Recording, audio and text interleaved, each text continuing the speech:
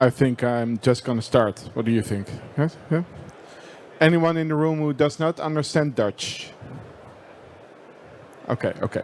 So I did prepare in English, so that's a good thing then. There might be some text in the document still in Dutch, but don't worry. Most of it will be quite clear in English as well. So this is me. It's a story about AITM. I do not expect any one of you to scan that QR code, but if you do, that will bring you to the LinkedIn page, the legitimate LinkedIn page. For me, not gonna take too much time with this. So first off, as the title of this talk is obviously about AITM data and the detection data that we got from 1 year of providing detection for that. But we have to take one step back and tell you guys what actually is AITM, or adversary in the middle. Who is not familiar actually with the term at all? Okay, okay. So who does think they kind of understand what it does, but not entirely? Raise of hands. Okay, so most of the people here are quite certain of themselves. How does an AITM attack work, and how does it? So I will go through the slides in explaining how it works, but I will go through them a bit fast then. So first, for AITM, you have to understand how authentication works in the token-based time that we live in. So it's basically when you get into a festival or so, you have one moment where you have to go through extensive authentication. You have to show your ID maybe, you have to show your pass, your actual ticket into the festival. Maybe you want to go through your stuff, your backpack, see if there's anything in there, and maybe there's some metal detector there. A lot of checks and balances there. But once you go through, you might get like a wristband like that will then allow you to go move throughout the place and get into areas and stuff like that. Maybe even exit the place and get back in. So basically, that's what a token does. It's basically a way in proving that you have gone through the process of authentication before. And that's really what a token is in web-based authentication as well, and what is being misused in a typical AITM attack. So how do you get a token like that if you would look at the Microsoft 365 login flow? So this is the legitimate Microsoft login flow. So normally you go to the login.microsoftonline.com webpage. And this also goes for other websites, by the way. So the whole ITM stuff, although we are providing detection for Microsoft particularly, this is really a problem for all web services out there. But now focus on Microsoft. So as a visitor, you want to log into Microsoft, you get this page, right? So, and this is similar for everyone, but because at this page, Microsoft is not aware to which particular organization you belong or where they need to authenticate you with. So here you provide your email address, and then Microsoft understands, oh, you're trying to log into Zolder.io in my case. So we forward you now to the authentication policies that belong to that particular organization, and that is where also my logo comes in, and branding, stuff like that. So here I am now presented with the password prompt, and this password prompt then is validated, of course, and then if I've turned on MFA, I will then be rerouted to the second authentication method, which might be an SMS authentication or anything. In my case, it's like this. You probably are all familiar with this one. It's like the push notification where you get, in this case, 85, and it corresponds with the 85 on your telephone, and then you can push it in, and Microsoft then validates the second authentication as well, and it will then generate that token, basically that wristband, that will allow you to get in to all the web Microsoft services that are providing web services out there. So this token is this bunch of data. It's really unreadable, but it's really like plain text data. So it's also something that you could copy and then paste into another location, and that is where the problem comes in, because that it can be replayed as a token into a new session by a new user on a completely different computer from a different IP address.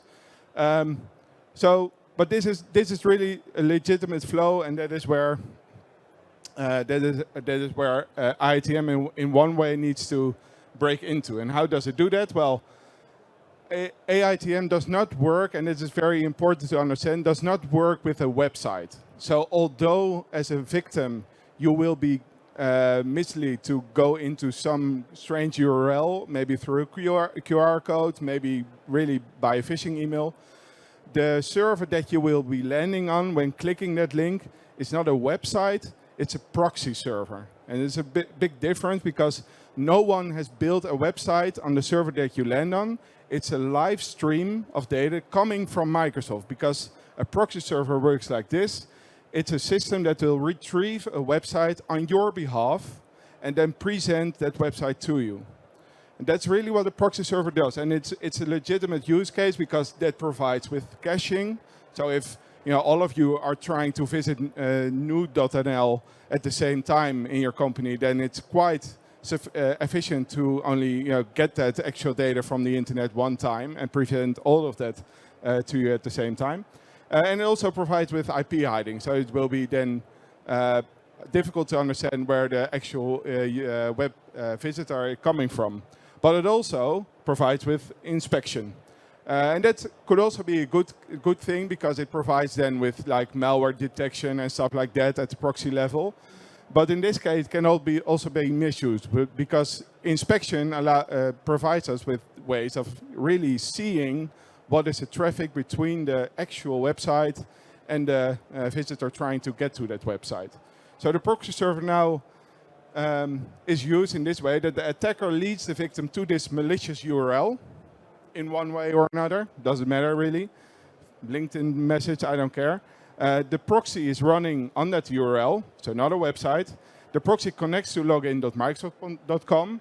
It will then send the resulting website, including that logo that I get from my configuration, to the end user. And now the all traffic basically that passes between those guys, it can now be inspected by the attacker, including the resulting wristband or session token that is from that ends up after a successful authentication. So this is basically how AitM works, and how it's different from like a static phishing page that needs to be crafted and built to basically match a little bit how it should look. So what do we know about this stuff, and why am I talking about this here? So what we did is, as I said, is that in this process of the proxy getting in the data from Microsoft to present it to you, it will also get in the company branding, right? So as I said, this logo that is there in the second page, it will also be passed by the proxy to me. And it allows us to also add some more code to the login page. And in this case, only this little bit of code will be added by our service to the connected companies in their company branding configuration. And you see here, there's a personal link. Obviously, this is different for every company that uses our service. And this will lead to no visible indication at all if the Microsoft login page is actually the legitimate one, because it's just a white background with nothing. But once we detect that we are being loaded from a URL that's not Microsoft's, then we transform the background into something like this. And we also, of course, then know that someone's trying to visit a AitM site. And this is something that we've been running now for over a year. And we have been serving over 350 different companies with this type of detection. And this has provided us with a lot of data about how these type of attacks occur, and when they occur, and where from. And this is basically the base of our report. So once we had that thing going, we realized that, oh my God, this is happening so often. because now we had an idea of how often people are actually getting into these websites, and we thought, okay, we might be it might be a good idea to do more about this, right? So what we then also decided to do is to make we have a big backend infrastructure where we go into new URLs being registered for SSL certificates, because this is something that you can get from the internet. It's transparent information. And then try to fingerprint whether on that new URL a proxy server is being installed. It's a bit details, but we are actually able to, as a new SSL certificate is registered, to really say if that's a proxy server, yes or no. And in that case, if it is, we put it on a list, like on a block list, and they're all here.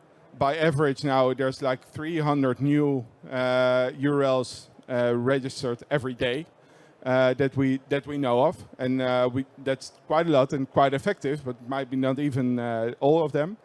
And what we have also now done is make a browser add-on that will take this data, and then if one would browse to this particular URL, block that access, like with a warning like that. You can test it out yourself if you want to do an AitM attack on your own organization. It's quite fun to do. This is our POC, proof of concept. There's a clear red line indicating also that it's only for this purpose. But this is a working installation, and it runs on Cloudflare workers. So it's really, there's no infrastructure. You can just go there and test out your own organization, see if it works. Your password will be then captured by us. So be careful. But if you have if you have an installation like we built, like this one, which is free to use if you want, then you will already see that once you only enter your email address here, because then obviously your company branding is loaded.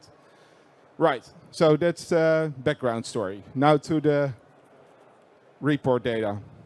Questions so far, maybe, about the technique? No? All clear? Well, you did a good job. Hey. Okay, so we are looking at it ranges from July 2024 till June last month, so June 2025. In this time, we have registered close to 600 visits to actual AitM sites. So this is not URLs getting into a mailbox of a user. No, it's actual people clicking that URL in, and then also filling out their email address, because only then will we be able to detect that. So it's quite a lot, right?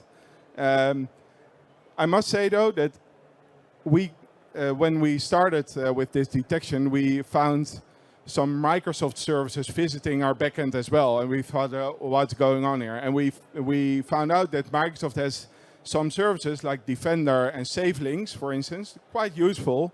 They will go out and test URLs that enter into mail flow or messages themselves before a user clicks them, so that they will be able to say if it's safe, yes or no, to visit that. So only close to 500 of all the clicks were actual visits by people clicking those links. Not super much data, but still enough, I think, to get a sense of how this works and get some valuable insights for you guys. We did do some filtering, so this is about the Microsoft scanning. There's an NL subset that we try to see how does it happen in Dutch organizations, campaign reuse. And one thing, but because that's I think an important finding.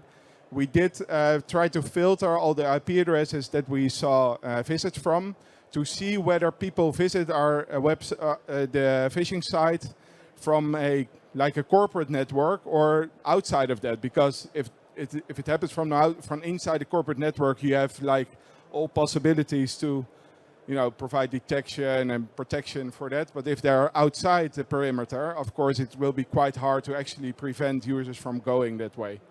So that was a useful thing to do as well.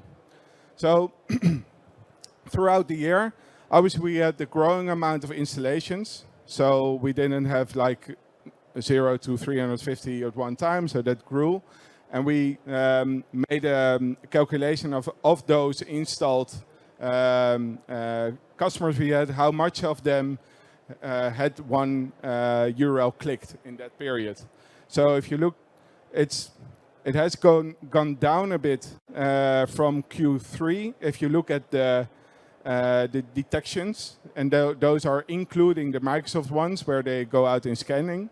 But the green one is where they actually click, and that's quite a steady line. So although our user base has grown, it will be around 20% per quarter of organizations where at least one employee has clicked a link in that period, in that quarter. And you have to understand if the, in our case, if our service is active, they probably might have clicked the link and then stopped proceeding and actually filling their details. But they have already basically been scanned, but they have gone so far as to fill out their email address. So if we weren't active, they probably would also have gone the full way and provided their full credentials. So I would say it's safe to conclude that 1 in 5 organizations might be hacked in such a way. At least their credentials get stolen, because you have to consider that once an attacker gets access to credentials that way, they don't necessarily use that credentials themselves right away, but they might resell it to other cyber criminals to perform. And from that point on, it will be like business email compromise, maybe ransomware that's going on all within your cloud. What we also see a lot is that they enter an environment and then start spraying out those malicious URLs to a lot more people from that victim they just made. So yeah, there's a whole lot going on, but really these are the cases. I think most of the ones that have entered the Dutch media in the last couple of days or weeks probably all started with such an AITM attack. I'm guessing, but could well be so. Okay, so a little bit of network context. As I said, I must say though that this is not really hard to or really definitive data. So what we have done is taken the IP address of the visitor to the AITM website, and then going back and try to figure out if that what network provider that IP address belonged to, and it's not a really 100% sure case because we don't have that data. What we did is match that data with ipinfo.io to get an understanding of what ASN it belonged to.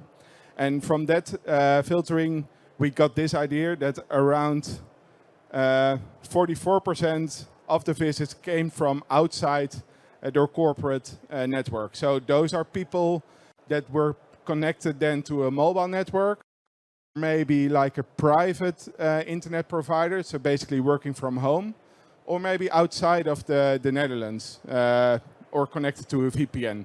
So roughly about 50% is not connected to the corporate network when visiting an AITM site, something to consider. Time of clicking, also nice. So this is something you could consider that those AITM attacks happen in the middle of the day, but that's obviously not the case because we are measuring the click. So such an URL could well be sent to a victim during the night, or maybe every day before, or I don't care, but victims tend to click on them in the middle of the day. So yeah, take from that what you want, but it's around lunchtime, maybe that the guard is down a bit, or maybe people just spend time clicking things at that time, or they are in places where there's more to click, I don't know. But yeah, that's one thing that you can take from the data. And also the most clicked day of the week are Tuesdays. So those are the Tuesday lunch break, really dangerous times. Okay, reuse. Also something to understand is that it's quite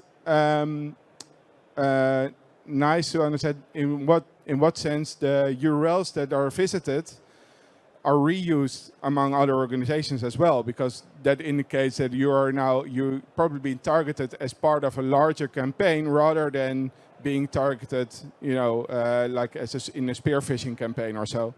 And what we saw is that quarter of the parts was detection that happened more often, and almost the same amount was at multiple organizations. So doesn't necessarily say that all the other ones aren't shared with other ones as well, but at least a good part of them have been detected at multiple organizations, a quarter of them, saying that those URLs have been shared as part of bigger campaigns. Now, of all those duplicates, the Microsoft scans are basically completely there. So this is saying that if we have 2 detections, then one is probably someone clicking the link, and the other one is Microsoft scanning the link, right? And that happens then in multiple organizations. Now, you could say, well, all the Microsoft scanning, we don't care about those. Probably that's just a service they provide. So that's a good thing that they're scanning this service. So I don't care. But it still says, as I mentioned before, like 1,600 URLs entering organizations, including the ones Microsoft scanning, is that those URLs are in the vicinity of your users wanting to click them, right? So they have been delivered somewhere. But what you also see is that although Microsoft scans those URLs, doesn't necessarily mean that they will be protected right away, because it happens in 20% of the time that Microsoft was the first one to visit the URL, and then later a user still got in. Although you would say, well, if Microsoft knows that it's malicious, they would be able to block access to that as well. That's the whole purpose of it. So maybe there's a delay. Maybe that's because the URL was scanned in one tenant, having these kind of services active, and the user was visiting from another tenant where those services are not active. I don't know, but those are nice insights. Okay, some domain extensions. So as I said, is that we are not only doing the CSS type of detection in company branding, we're also proactively fingerprinting all new URLs registered anywhere, regardless what they're trying to target, whether it's Microsoft, Google, iCloud, I don't care. So we're fingerprinting all those instances. And what we see is that domain extensions being registered, there's a lot of .com actually, obviously, but also like a bit risky type of strange TLDs like XYZ and SBS and stuff like that. Why are attackers using those? Because it's quite easy for them and probably quite cheap for them to register a URL there. So and then they can do something like Microsoft Online.xyz, XYZ. So this is what we see happening, or download document.xyz, I don't care. So those are things that we see. Also, recognizable words in the domain names like Office or OneDrive or Microsoft. So those are really words that are within those domains as well. On the other hand, what's interesting is that, so this is URLs being registered, not necessarily being clicked. So what we see from the clicks is that those strange TLDs, they are not clicked that often. So people are really, understanding that, looking at TLDs or as part of the domain will help them recognizing phishing. And I think that user awareness has worked in that sense. So they probably, although those are registered, they're not really clicking them. What do they click? Well, a lot of .com and .nl. So really the trustworthy domain extensions for Dutch environments, and then a really long tail of other variants as well. So, but the .com and .nl stand out, I would say. So those are basically the key findings that we get from the report. And obviously it brings us to some recommendations. There are phishing-resistant MFA methods. I think you are aware of that. So that will not be able to being phished by an attack like this. So it's really worthwhile to enable those phishing-resistant MFA methods, at least for your admins. And there's also a standard configuration or a standard policy option you have in conditional access. It's a template to force your admins to use a phishing-resistant MFA method when logging into, for instance, Entra. The problem there is, though, that those are less user-friendly and also maybe a bit expensive, but because you can handle out hardware keys, of course, but you have to figure out, also think of loss and damages, stuff like that. So it's quite an expensive solution. So rather you would go probably for passkeys. So software-based FIDO2 mechanisms, and they're also phishing resistant, so they cannot be misused. But if you reside to push notifications, SMS-based notification, email-based, those are not phishing resistant, so they are not safe, I would say, or not safe enough. You have to consider something else. So this is something that you can do. As I said, what I told about it is enough. You can get it for free, and it's really set up in like 5 minutes, and it works like a charm. So don't waste time and just enable that. Then we have one other, like a really useful feature that you could consider is to enable compliance-based authentication. And this also resides in the conditional access part of Microsoft. So in Enter ID, you can say now only known devices, managed devices by organizations are allowed to log into our environment. What will happen then when a user visits an AitM site, then the proxy server itself will try to connect to Microsoft, because that is how it works. But that's not known with the organization. It's not a managed device, so it will not be able to log in. So it's a really effective one if you are able to do that, to switch it on. It does get you into trouble with your bring your own device policy maybe, but still something to consider, because you can then still say, well, maybe those bring your own devices can only log in from Dutch IP addresses, or think of some combinations you can make there to improve this type of detection. Then, as we learned, is that there's so much reuse of URLs that it's really, really useful if you have a detection like this to work together with your peers or a thread sharing community to find a way to share those URLs together and protect each other from that. What we do, at least, is that all the URLs that we gather from our detection service, we register in that database, and they will be shared through our browser plugin and back into our service as well. But it's something that you can do yourself, obviously, also. Yes, and this simulates extra awareness about AitM around launch times. Might something that you consider is that on Tuesday, like at 11 o'clock or so, don't click any links now. That's probably something to consider as well.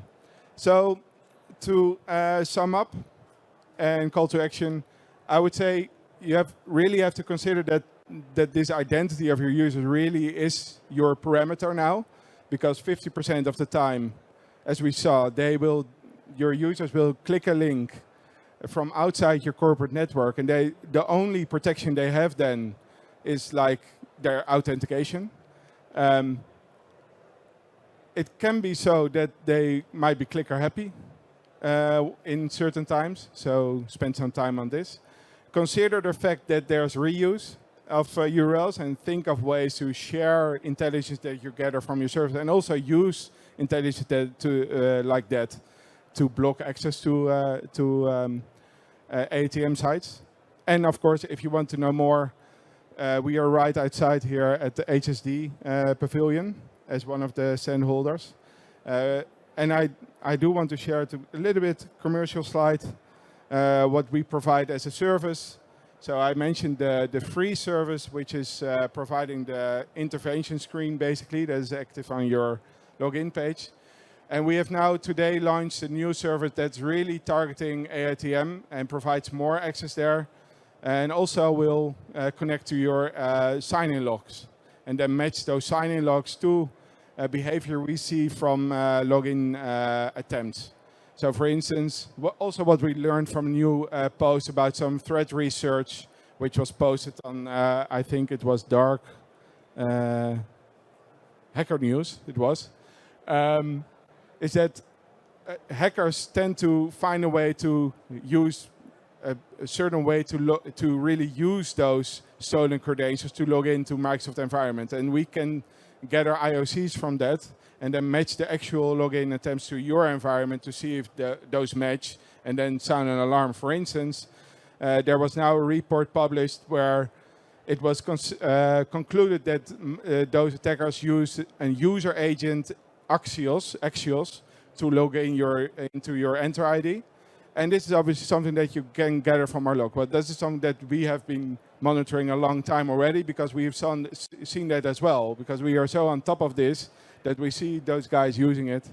And then we start alerting from it. So that's one thing that you can get from the login monitoring. The other thing is that in this case, as we're not in your logs, we cannot tell you whether the user has actually shared their credentials or that they stopped in doing so, because we are only providing some styling, but that doesn't necessarily mean that they stopped. Here we can. And not only can we tell you whether they did, but we can also tell you that they did not. So you don't have to go through the route of disabling an account, doing research and all stuff like that. And that's really, in terms of alert fatigue, maybe something to consider as well. And then we provide some more services, and I won't go into that right now.